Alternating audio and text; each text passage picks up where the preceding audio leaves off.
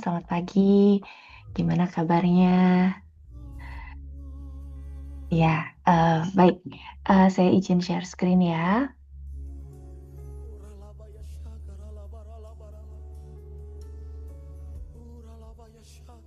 Oke, sebentar ya. Oke, ya. Tema kita eh, pada bulan ini adalah menjadi terang pengharapan ya di tengah kegelapan dunia. Kita akan belajar dari karena ini suasana Natal ya, jadi backgroundnya udah Natal. Roma 12 ayat 12 dari terjemahan Sederhana Bahasa Indonesia. Di sana dikatakan, bersukacitalah karena kita yakin bahwa harapan sebagai pengikut Yesus pasti terwujud. Dan saat menghadapi kesusahan, kita diminta untuk berdiri teguh. Dan dalam keadaan apapun tetaplah berdoa ya. Jadi ada tiga hal yang kita bisa belajar supaya kita bisa memancarkan terang Kristus dan memberi pengharapan ya kepada orang-orang di tengah-tengah dunia yang sudah gelap ini ya. Yaitu hal yang pertama, kita diingatkan oleh firman Tuhan pada pagi hari ini untuk kita bersuka cita ya, bersuka cita. Di Amsal 24 ayat 10, jadi rupanya bersuka cita ini kerinduan Tuhan ya bagi setiap kita karena di dalam firman Tuhan itu banyak sekali ayat-ayat yang mengingatkan kita betapa pentingnya bersukacita itu gitu. Mungkin bersukacita ini kita anggap sebagai hal yang prioritas kesekian gitu ya dalam hidup kita. Kadang-kadang kita mikir eh, apa namanya nggak penting gitu. Bersukacita itu bukan sesuatu yang penting, tapi ternyata ketika kita lihat dalam kebenaran firman Tuhan, sukacita dari Tuhan itu sebenarnya adalah hal yang sangat penting bagi Allah gitu ya. Amsal 24 ayat 10 dibilang, jika engkau tawar hati pada masa kesesakan, maka dikatakan kekuatan kita itu kecil gitu. Jadi waktu kita apa namanya kehilangan sukacita kita, maka kita nggak punya kekuatan gitu ya untuk menghadapi kehidupan ini gitu. Amsal 18 ayat 14, orang yang bersemangat dibilangnya itu bisa menanggung penderitaannya. Tapi siapakah yang akan memulihkan semangat yang patah ya. Jadi kalau orang yang udah nggak bersukacita susah dipulihkannya gitu ya. Nah, sukacita karena Tuhan ini sebenarnya adalah kekuatan bagi kita. Jadi supaya kita bisa memancarkan terang dan membagikan pengharapan yang daripada Tuhan, memang eh, penting bagi kita untuk memiliki sukacita itu gitu ya. Amsal 15 ayat 15 ini ayat yang luar biasa ya. Hati orang yang berkesusahan buruk semuanya katanya. Jadi rupanya ketika kita susah hati, ketika kita mengambil keputusan untuk kita nggak mau lagi bersuka cita gitu ya, tapi kita memilih untuk bersuka hati, bermuram gitu ya, lebih memilih untuk sepakat dengan keadaan, itu ternyata akan membuat hari-hari kita itu jadi buruk semuanya gitu. Jadi hal yang buruk itu ternyata memanggil memanggil apa namanya kesusahan yang lain gitu ya. Jadi eh, kalau hati dan segala sesuatu itu dimulai dari hati rupanya gitu ya ketika kita mengizinkan hal yang buruk itu menguasai hati kita, pikiran kita, perasaan kita, apalagi menguasai perkataan kita gitu ya, maka eh, akan buruk semuanya jadinya gitu hari kita gitu ya. Tetapi dibilang orang yang gembira hatinya selalu berpesta gitu. Keren banget ya. Jadi rupanya penting banget gitu suasana hati kita itu menentukan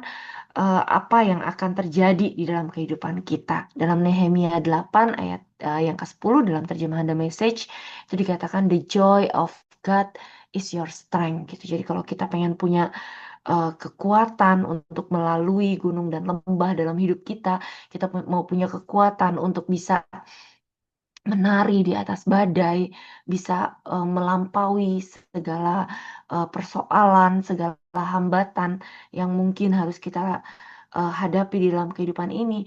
Ya memang jalan satu-satunya kita harus eh, senantiasa bersuka cita. Bersuka cita bukan karena keadaan kita gitu ya. Bersuka cita bukan karena apa namanya keadaan buruk itu terus kita jadi apa namanya membuat kita bersuka cita, enggak gitu ya. Tapi yang membuat kita bersuka cita sebenarnya bukan keadaan kita, bukan situasi kita, bukan kondisi kita. Tapi kita bersuka cita karena kita tahu kita punya Tuhan yang setia.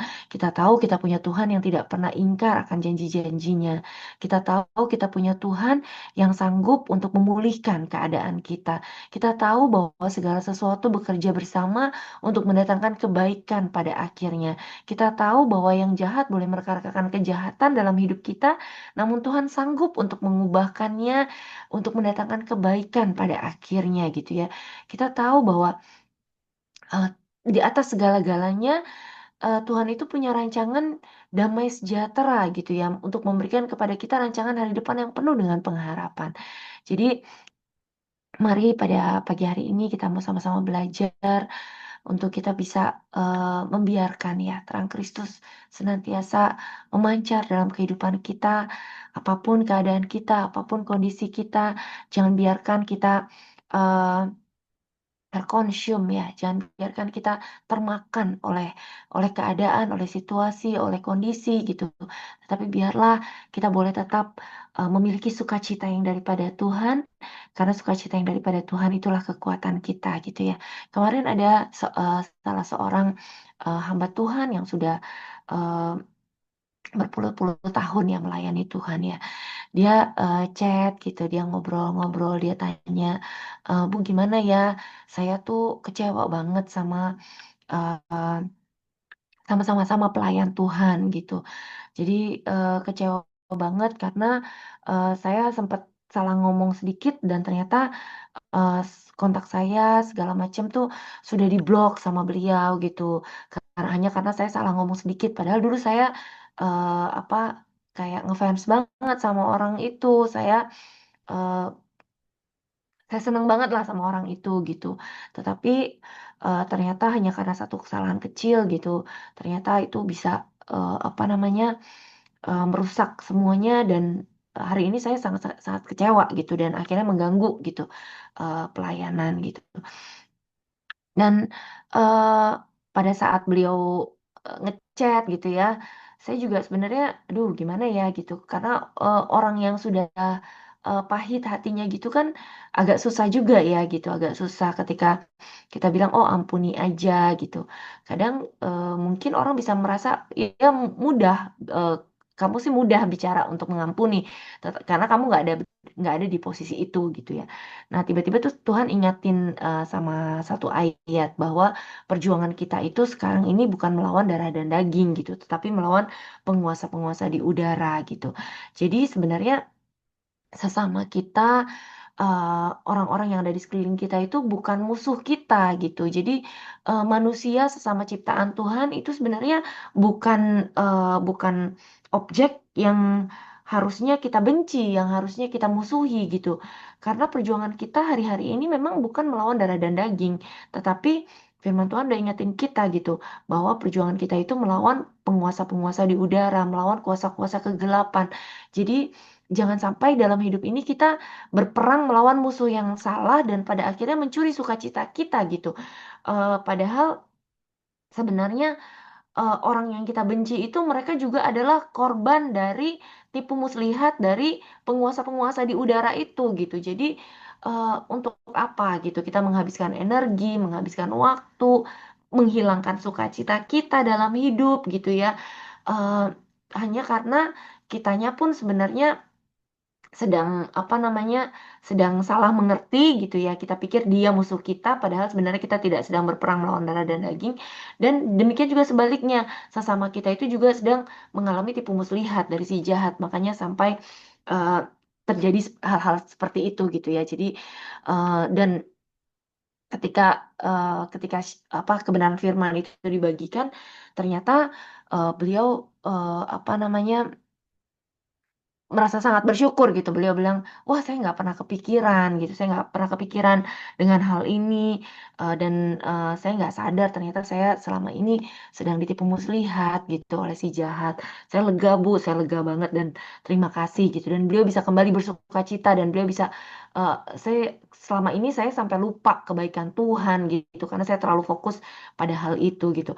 Jadi luar biasa ya, bagaimana kebenaran firman Tuhan itu begitu powerful, begitu berkuasa, dan ketika kita mau fokus pada apa yang Tuhan rindu kita lakukan, maka sebenarnya kita nggak punya alasan gitu ya untuk tidak bersuka cita, karena Tuhan sudah memberikan semua jawabannya, semua solusinya di dalam pribadinya gitu ya. Yesus aja yang disalah mengerti, Yesus aja yang disakiti, bahkan disalibkan oleh ciptaannya sendiri gitu. Dia dia memilih untuk tidak membenci gitu, tapi dia memilih untuk memberkati dan bahkan mendoakan orang-orang yang menganiaya dan menyakiti dia gitu ya, dengan mengatakan, Tuhan, mereka nggak tahu gitu apa yang mereka lakukan. Jadi, nah apalagi kita gitu, siapa kita juga sebenarnya nggak punya hak untuk menyimpan kepahitan, menyimpan amarah, menyimpan dendam, menyimpan kegeraman, kekecewaan, apalagi sampai tawar hati karena sesama gitu ya. Tapi biarlah kita mau sama-sama belajar eh, untuk kita bisa bersuka cita dalam segala keadaan ya, karena ya itu, orang yang pahit hatinya jadi susah kan gitu ya. Nah, sementara firman Tuhan udah ingetin kita, orang yang kesusahan itu ternyata buruk semuanya gitu, tapi orang yang gembira hatinya justru selalu berpesta. Dan eh, sukacita yang daripada Tuhan itu sebenarnya adalah kekuatan kita. Dan hal yang kedua, kita juga belajar supaya kita bisa memancarkan terang Kristus, dan kita boleh membagikan pengharapan di tengah-tengah dunia yang gelap ini. Kita belajar untuk terus berdiri teguh ya. Dalam Roma 5 ayat 3 dan terjemahan firman Allah yang hidup dikatakan, demikian juga kita dapat bersuka cita pada waktu kita mengalami kesulitan dan cobaan, katanya gitu ya. Sebab kita tahu hal itu baik bagi kita karena menolong kita belajar bersabar. Jadi waktu kita mengalami kesulitan, kita mengalami cobaan, eh, pagi ini kita diingatin untuk kita belajar tahu, belajar memahami bahwa setiap kesulitan dan cobaan yang kita alami itu, hal itu baik bagi kita karena itu menolong kita untuk belajar bersabar. Dan kesabaran itu menghasilkan suatu watak yang kuat dalam diri kita, serta menolong kita supaya senantiasa lebih mempercayai Allah setiap kali kita bersabar. Sampai akhirnya pengharapan dan iman kita bisa menjadi kuat dan menjadi teguh ya. Jadi waktu kita belajar bersabar, kita belajar juga untuk terus mempercayai Allah. Ternyata bukan keinginan kita yang terbaik, tapi kehendak Tuhan yang lebih baik daripada apa yang menjadi keinginan kita. Dan ketika kita mau bersabar, pengharapan dan iman kita rupanya semakin dikuatkan dan semakin teguh. Dan Roma 5 ayat 5 ya, luar biasa ya. Kalau sudah begitu, maka apapun yang terjadi, kita bisa hidup dengan tabah. Karena kita tahu bahwa segalanya itu baik. Kita menyadari betapa besar kasih Allah kepada kita. Dan kasih ini kita rasakan dalam segenap diri kita. Karena Allah telah memberikan rohnya yang kudus untuk memenuhi hati kita dengan kasihnya. Jadi hal yang kedua, kita juga bisa belajar selain bersuka cita, kita juga belajar untuk tetap terus berdiri teguh. Apapun keadaannya, apapun kondisinya, jangan pernah goyah, jangan pernah meragukan kasih dan kesetiaan Tuhan, karena justru dari sanalah iman kita diberi kesempatan untuk bertumbuh ya. Ketika kita mau belajar untuk berdiri teguh, belajar untuk bersabar, tetap berpengharapan baik kepada Tuhan, di sanalah iman kita akan terus bertumbuh dan kita belajar untuk menyandarkan seluruh hidup kita pada rencana Tuhan, bukan kehendak kita yang harus terus-terusan kejadian gitu ya, tetapi biarlah rencana Tuhan, kehendak Tuhan itu yang terjadi dalam hidup kita. Karena ketika sudah begitu, apapun yang terjadi, kita bisa terus tabah gitu ya. Dan kita tahu bahwa semuanya itu baik karena Tuhan Yesus baik gitu ya. Dan hal yang terakhir, kita juga diingatkan pada pagi hari ini untuk kita terus berdoa ya. Apapun keadaan kita, luangkan waktu untuk tetap miliki waktu-waktu yang berkualitas dengan Tuhan, berdoa, merenungkan kebenaran firman Tuhan gitu ya. Yakobus 5 ayat 16b, dalam firman Allah yang hidup dikatakan, doa yang sungguh-sungguh dari orang yang benar memiliki kuasa yang besar dan membawa hasil yang menakjubkan. Keren ya.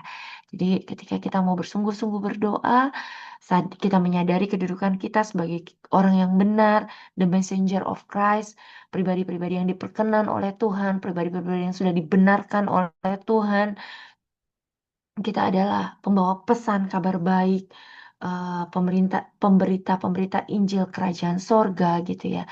Ternyata ketika kita menyadari itu, doa kita yang kita panjatkan itu bukan cuma sekedar perkataan yang keluar, bukan cuma sekedar perkataan-perkataan indah, bukan cuma sekedar apa namanya, bla bla bla gitu ya, bukan cuma sekedar perkataan yang kosong, enggak, tapi powerful, ada kuasa yang besar, dan gak cuma punya kuasa tapi juga punya hasil.